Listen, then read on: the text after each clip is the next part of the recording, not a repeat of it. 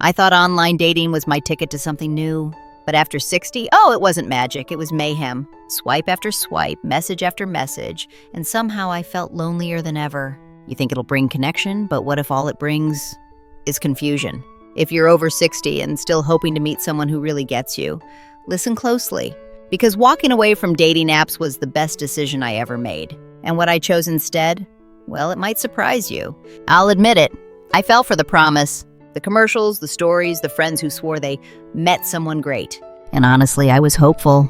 I thought maybe, just maybe, this little app on my phone could open the door to something beautiful.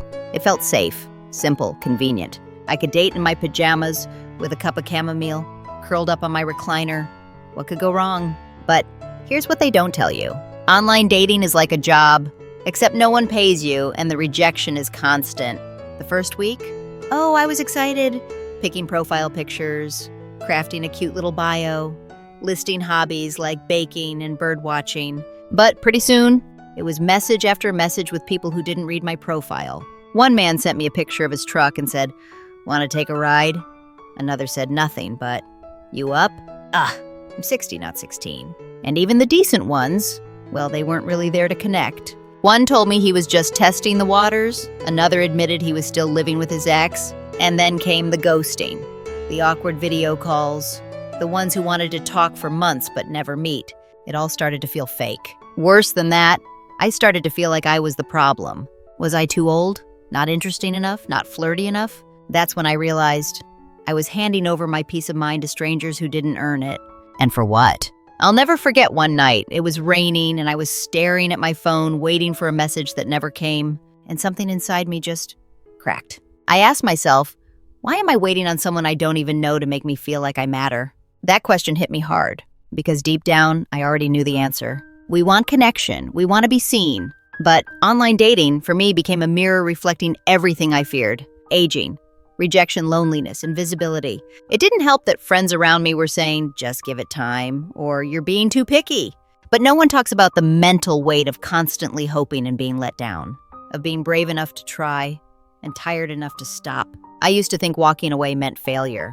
Now I know it meant freedom. When I deleted those apps, I felt like I could breathe again. No more chasing, no more performing, no more strangers judging my smile. Instead, I started reconnecting with the world around me. I joined a local book club. I signed up for a watercolor class at the senior center. I even started volunteering at the library.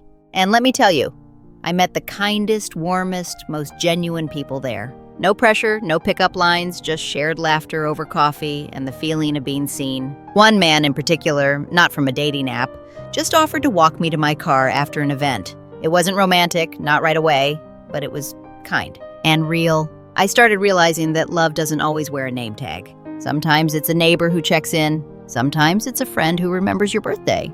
Sometimes it's just feeling like you belong in a room. That's what I do now. I build community, not chemistry. And surprisingly, that's when real connections start to bloom. Here's the truth I wish someone told me. You don't have to be dating to feel loved. Oh, that's a tough pill to swallow when everyone's talking about soulmates and late-in-life romance. But sometimes the greatest love stories are the ones we write with ourselves. I stopped searching for someone to complete me, and I started becoming the person I wanted to spend time with. I cook myself dinner with candles lit. I put on music and dance in the living room. I take long walks just to admire the flowers. And you know what? I'm not waiting anymore. Not for a text, not for permission, not for validation. Love after 60, it's quieter, softer, and often it starts inside. And if someone comes along, great. But if not, I'm still whole. And that truth is more romantic than any app could ever be. If any part of this story felt familiar to you, if you've ever stared at your phone, wondering why it hurts more than it helps, you're not alone. We are many.